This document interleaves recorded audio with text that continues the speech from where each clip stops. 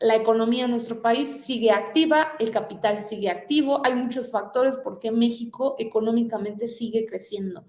Esto, pues, lo estamos viendo en una gráfica de un periódico que es meramente numérico, pero sí es un periódico que sí golpea a la izquierda, sí golpea al gobierno actual. Sin embargo, pues en datos tan precisos no pueden mentir. Eso sí, algo tienen esos periódicos, El Financiero y El Economista, es que en sus columnas políticas le tiran a morir a Andrés Manuel y a todo que huela a la 4T, pero en términos así numéricos, pues no pueden decir otra cosa, porque entonces estarían faltando totalmente a la verdad en términos económicos y esto los dejaría sin credibilidad en términos económicos. Entonces, pues tienen que publicar este tipo de cosas muy a su pesar y muy a su dolor.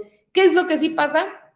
Que estas cosas lo publican, si ustedes se meten a estas páginas, pues hasta abajo. Obviamente no son estelares y por supuesto que no son las primeras planas de sus periódicos, eso es claro. Y no lo van a replicar ni el Universal, ni Reforma, ni La Jornada. De repente La Jornada sí lo publica, pero es muy raro.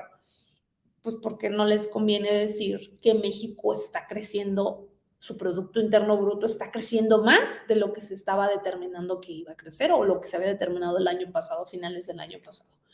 Todo esto bailado a que, lo dijo el presidente antier, lo volvió a decir el día de hoy, y pues vemos que en los medios convencionales como Radio Fórmula, TV Azteca, Televisa, pues dicen otra cosa.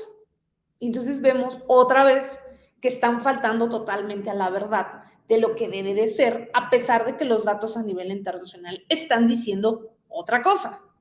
Y permean esta idea y le permean la idea a los mexicanos de que las cosas van muy mal. Y para muestra, pues un botón. Vamos a ver una entrevista que hicieron, me parece que es en Imagen, a un economista y todo lo que les acabo de explicar, él dice totalmente, con otras palabras, lo contrario, y dan la impresión de que México no está creciendo. Por el contrario, estamos, según ellos, en el tope de la inflación. Pero es como manejan las palabras. Ahorita lo vamos a ver. Vamos a ver. Bueno, a ver, entonces, ¿qué pasa? ¿Cuándo vamos a sentir nosotros como consumidores, si es que se puede saber eso, que los precios bajan o que por lo menos ya no suben tanto? Para estas y otras preguntas, le damos las gracias a Manuel Molano. Él es economista, profesor del Tecnológico de Monterrey. Gracias, Manuel, por estar aquí con nosotros. Encantado, Poncho. Es un placer tenerte. Gracias por tu tiempo. A ver, la pregunta va, ¿para cuándo vamos a nosotros empezar a sentir el consumidor que los precios, si no bajan, por lo menos ya se estabilizan? Mira, es difícil saber en qué momento la inflación se controla. Es lo que llamamos en economía que los precios son pegajosos, ¿no? Y se pegan al techo, se pegan hacia arriba de la peor manera. Es un fenómeno global, creo que ahí hay una coincidencia entre analistas. Sobre todo en los Estados Unidos hubo una inyección de recursos muy importante desde el sector público, desde el Tesoro, hacia familias y empresas por la situación de la pandemia, ¿no? Esto, los números no lo terminan de reflejar bien porque cambiaron la definición de los agregados monetarios. Los economistas llamamos M0 a billetes y monedas en poder del público. Y M1 es eso más algunas cuentas de cheques. Okay. Ampliaron en Estados Unidos la definición de las cuentas de cheques y los activos que entran en M1. Entonces, se ve como hay un brinco en la oferta monetaria, pero realmente sí hubo una inyección de recursos. El problema que tenemos es que no sabemos exactamente de qué tamaño fue. Y eso pega en países como México. México importa muchas mercancías de Estados Unidos y entonces estamos sujetos a la inflación americana. Además, la inflación es un impuesto que cualquiera que tiene dólares en el bolsillo, como todos los bancos centrales del mundo, está pagando. Si tú tienes una cuenta en dólares, pues vas a estar pagando impuesto inflacionario sobre ese saldo. En ese sentido, yo creo que Banco de México ha jugado bien y ha sido muy responsable. La expansión monetaria en México ha sido prácticamente inexistente y que realmente es la principal causa de la inflación. Ahora, a mí me preocupan energéticos, ¿no? Me preocupa porque buena parte de la estabilidad de precios de eso depende de un subsidio gubernamental o de una serie de subsidios gubernamentales y de la competencia en mercados como gasolina, gas natural, gas LP, que tiene sus problemas, tiene sus asegúnes. Y me preocupa alimentos. Alimentos creo que es donde tenemos todavía rubros de 2 dígitos. Y donde probablemente la política monetaria ahí ya se queda corta. Creo que ahí ya tenemos que pensar en política agropecuaria, política comercial, en expandir la oferta. Está escaseando mucho de lo que nos comemos. La guerra en Ucrania tiene que ver, ciertamente, pero las políticas de este gobierno para producir alimentos, distribuir alimentos, subsidiar alimentos también. Ahora, en este tema de la inflación, ¿sí podemos esperar que ya se llegó a un tope? O sea, ya vienen mejores noticias, insisto, solo para nuestro bolsillo. ¿Crees que ya estamos ahí en el momento de que vamos a empezar a sentir eso? Mira, yo creo que lo que nos está diciendo la gobernadora es que las herramientas de la política monetaria están llegando a un límite. Ahora, yo no creo que ellos puedan mantener la tasa. Yo creo que van a tener que continuar la escalada de tasas en la medida en que sigan subiendo las tasas en otros lugares del mundo. La Fed también dijo que ya no va a subir la tasa. No les creo. Yo creo que este es un fenómeno que va a continuar porque la subida de tasas es pues como secas de liquidez al mercado para que los precios se controlen. Y esto pues va a tener implicaciones. Estamos viendo efectos dominó en ciertas instituciones financieras en Estados Unidos que estaban frágiles y probablemente pues eso se va a traducir en problemas en el resto del mundo. Creo que en México otra vez la política monetaria ha sido un ámbito muy responsable, muy responsable.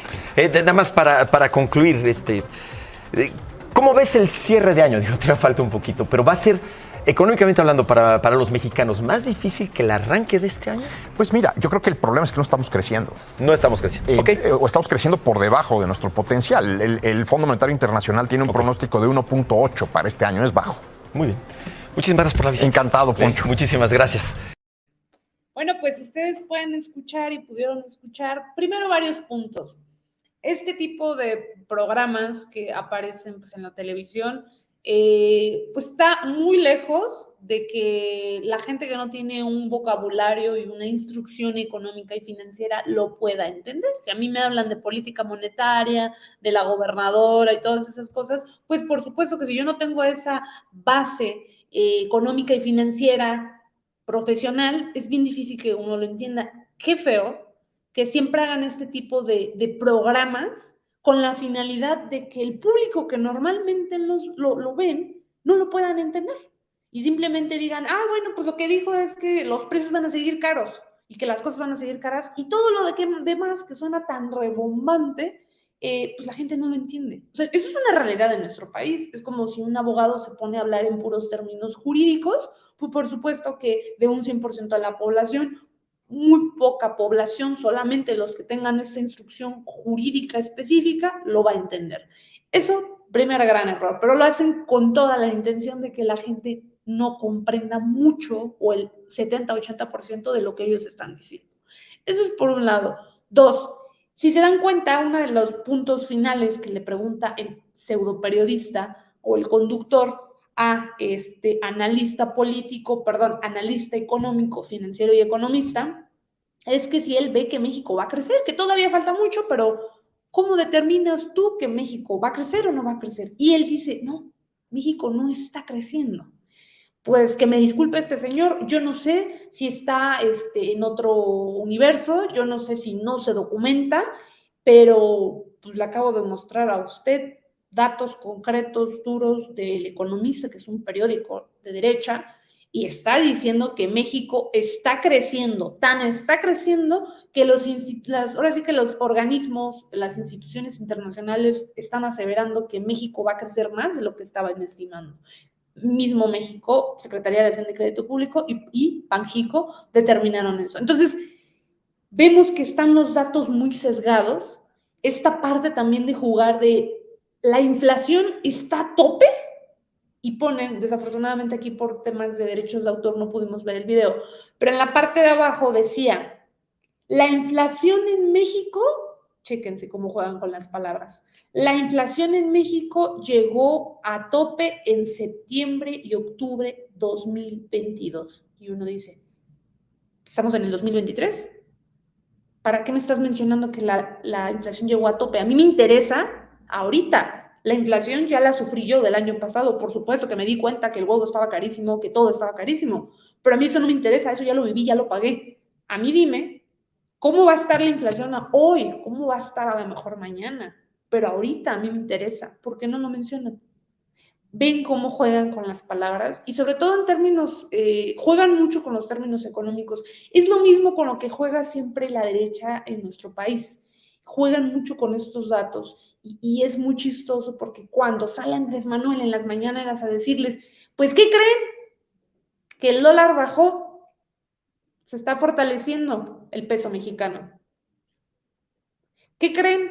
Que la inflación bajó. Ah, sí, pero no bajó lo que tenía que bajar. Por ahí también menciona de la inflación. No, porque pues, la inflación estaba antes al 3% y ahorita es el 5.8%, ¿no? Que es lo que está ahorita. Sí, pero el mundo sufrió un problema inflacionario. ¿Cómo te lo explico o no lo entiendes? Se supone que eres economista financiero. O sea, es ese tipo de cosas. Por ejemplo, el señor de la entrevista también menciona algo de la política monetaria y del sector energético. A este señor se le olvidó, o no sé si no se documentó o omitió documentarse, que en el sector energético le correspondió a la Secretaría de Hacienda y Crédito Público, o sea, a la administración del presidente Andrés Manuel, la política monetaria no, la política monetaria la aplica específicamente el Banjico, que es el Banco de México. Están divididos. Lo que puede hacer México o el gobierno de la administración del presidente Andrés Manuel para contrarrestar la inflación es, en términos, modificar algunas cosas como los subsidios de los energéticos. Con esto, con la idea de frenar la inflación, que fue lo que hizo, pues desde que empezó a subir la inflación.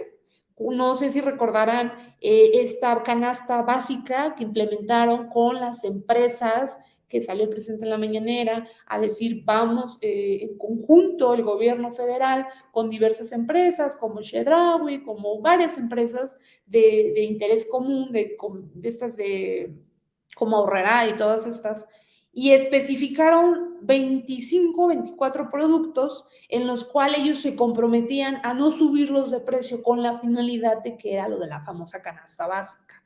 Esto aplicado también al subsidio, y lo que mucha gente luego no entendía era que la gasolina en el mundo estaba, los que están en Estados Unidos me lo podrán decir en cuánto subió el galón en Estados Unidos y varía, depende del estado de Estados Unidos. En México no.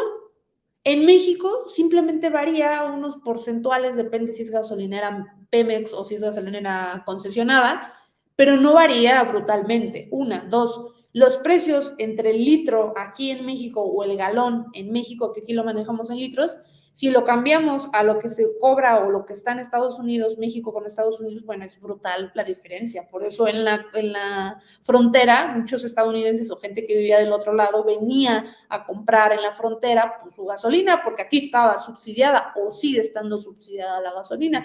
Eso es de lo que no habla, por ejemplo, en la entrevista, porque no mencionó que hay un subsidio en las gasolinas y en todo el sector energético, que ha beneficiado a que los mexicanos no sintamos la inflación tan fuerte y que la inflación no suba como subió, por ejemplo, en Argentina. En México lo máximo que llegó ahora sí que el tope que llegó fue de 8 punto y tantos, me parece que a 8 cerró, y en Argentina llegó a 100 y tantos %, o sea, nada que ver.